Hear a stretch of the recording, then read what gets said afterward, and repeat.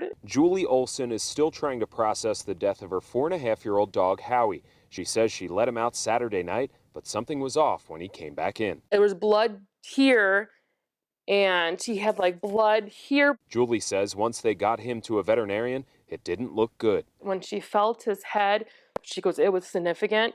And she says, broken jaw. They don't know if his nose was broke. They had no choice but to put him down.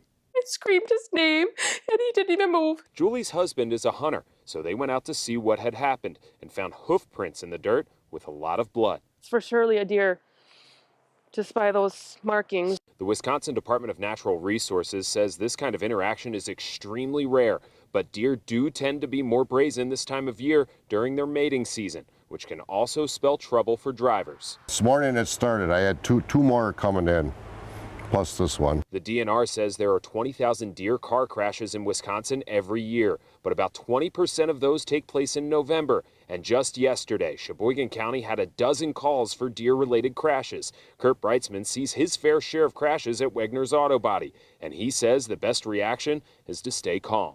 You just let off the gas. If you veer, you could end up hurting other people or go into the ditch and hurt yourself. The DNR says that dawn and dusk are when deer are most active, although this time of year it can happen all day, so they suggest to be alert at all times. In Washington County, Sean Gallagher, today's TMJ4.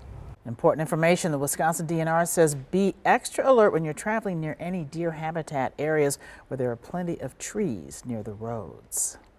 Storm Team 4 time now. Another cloudy but mild day across southeast Wisconsin. The mild part's not going to last for long, Brian Goddard. No, look at the bottom there. It says colder temps and more snow on the way. Yeah. Ugh. It was nice, though. I mean, despite the clouds, it was 50. And this is winter weather preparedness week. We're going to have to start moving that into September, especially what happened last week, aren't we? We have a new warning that we're going to be using this year from the National Weather Service. It's called the snow squall warning. It's issued when a snow squall or heavy snow is occurring at the time or in the near future. It's like a heavy downpour or a thunderstorm. It's going to take over a very small area like a severe thunderstorm warning would. It lasts about 30 to 60 minutes, and we advise you not to travel in that area. Basically, it's like if you're having snow throughout the day and then this little squall comes through and the visibility drops to less than a quarter of a mile. You can't see, and you could pick up a quick inch of snow. It's not a lot of snow, it's just that the visibility and driving conditions will become very nasty. So look for that this winter, especially during the commutes. Right now, 5:05 and it is dark. Thank you, Daylight Saving Time.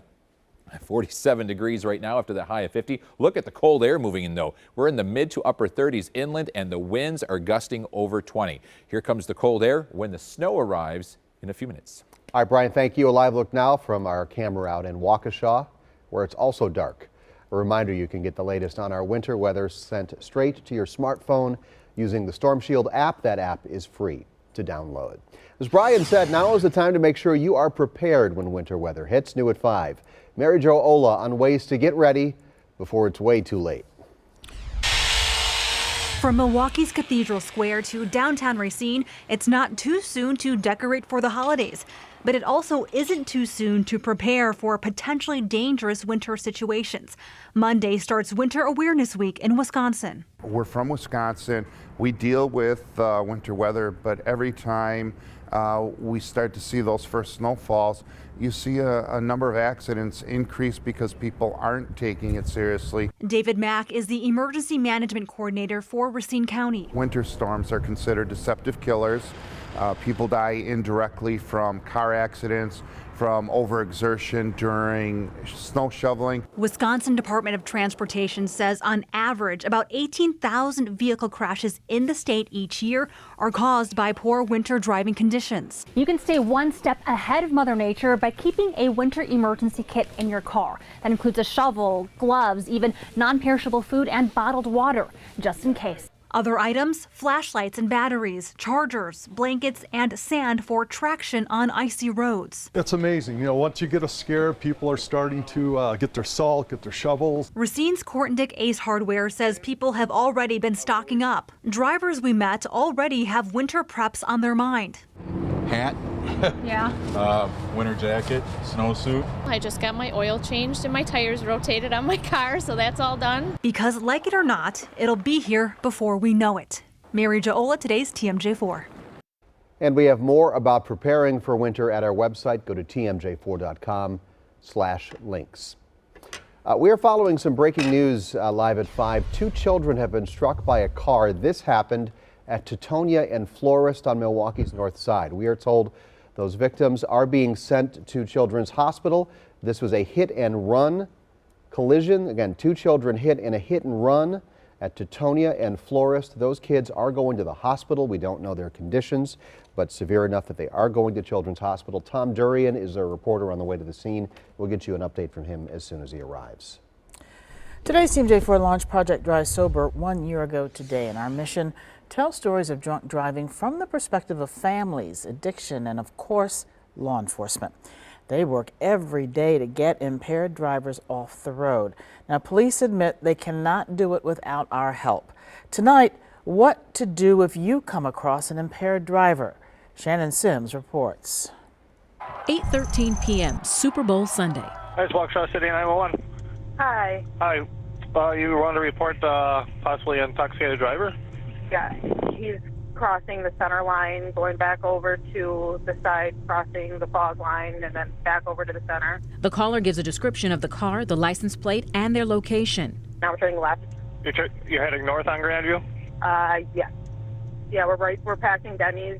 Watching and reporting their every move. They just went through a red light. He's all the way over the center line right now. Slow down. He's gonna cause an accident. He's almost hitting the cars in front of us. At 8:26, the driver pulls into a gas station where the caller realizes the person behind the wheel is a woman. That's a good thing, though, that she hopefully got off the road here.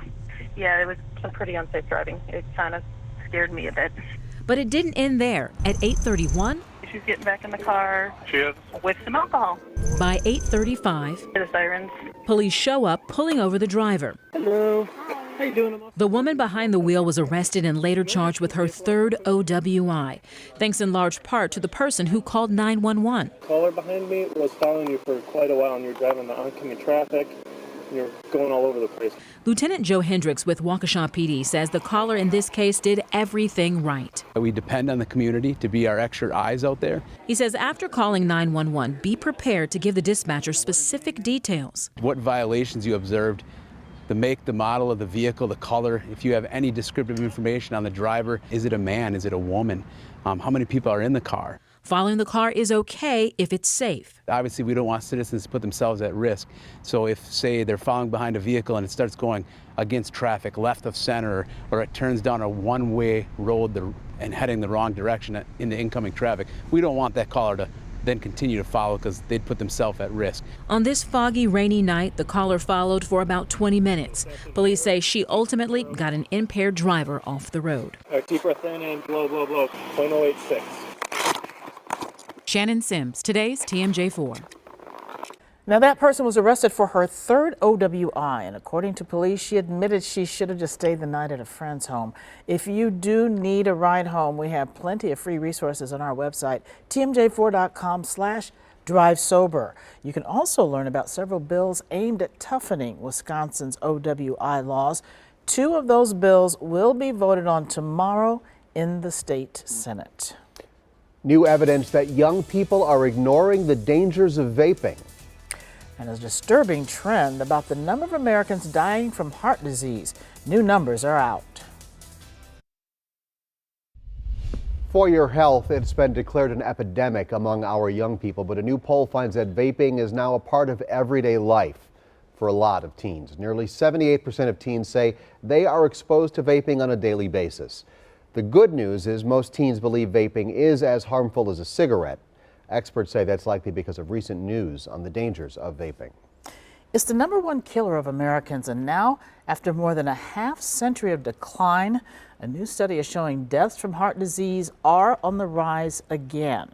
Researchers found the number of heart disease-related deaths went from 8.5% from the start of 2011 to the end of 2017. In that same time period, the number of deaths from heart failure increased by 38%.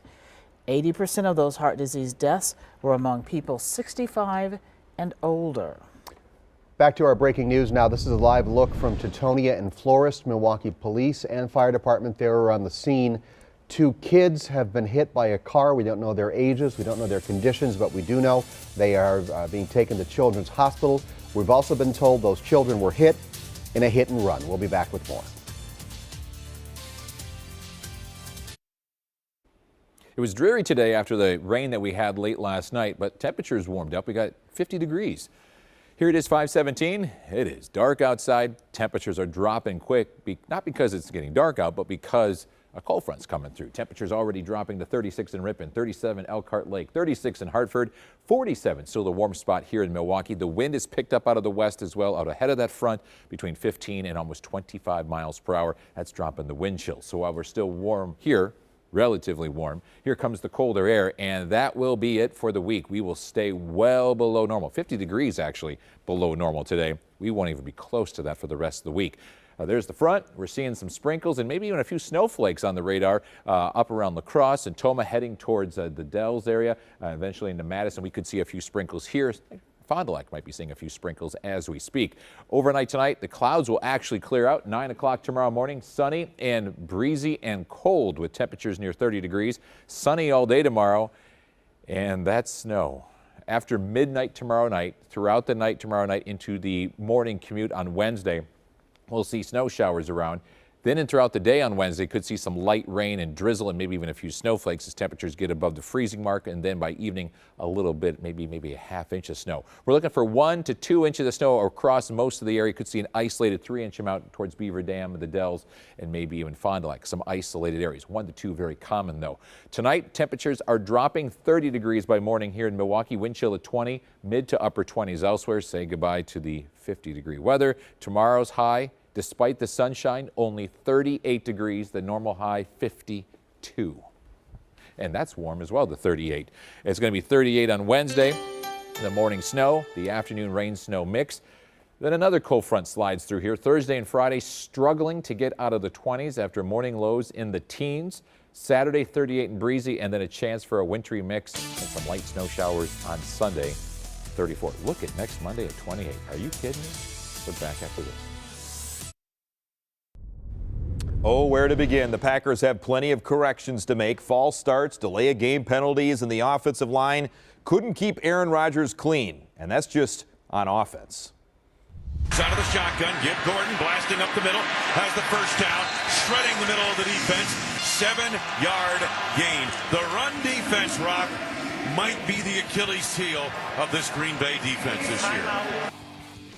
Badgers product and Kenosha native Melvin Gordon and his Chargers running backs had 159 yards on the ground, along with 59 receiving yards. That's 218 total. LA had 4 straight weeks of less than 40 yards rushing coming in. Third team since 1940 in the NFL to have that dubious distinction. Speaking of dubious, Aaron Rodgers sounded that way about a few of his teammates after the loss. I think it can happen to any team. I think I don't think it was complacency at all. I just think that, whether it was the trip, not everybody taking care of themselves the right way over the 2 days, or we're just tired, or the differences in temperature. But those are just excuses. And the facts are that we weren't locked in from the start, and that's a little disappointing. Right now, here's a live look at Teutonia and Florist, where Milwaukee Fire and Police responding after 2 kids hit by a car. Tom Durian live on the scene with the very latest. Tom. Hi, Carol. Yes, Teutonia and Florist is closed. I'm going to let you look up the street right here. That's where we believe this happened. We're told that 2 children were hit by a vehicle here in what is believed to be a hit and run. Those children were taken to Children's Hospital, unknown right now, on their injuries. Of course, this comes just a couple weeks, and on the day that 2 little girls are being laid to rest from a deadly hit and run on the north side of Milwaukee a couple weeks ago. But as I said, right now, this area is blocked off. There is a school bus here. We're not sure how that's related to it. We also saw a vehicle down the street with a police car near it. We're gathering more information, updates on TMJ4.com, and tonight at 6, we're going to take a break and we'll be right back.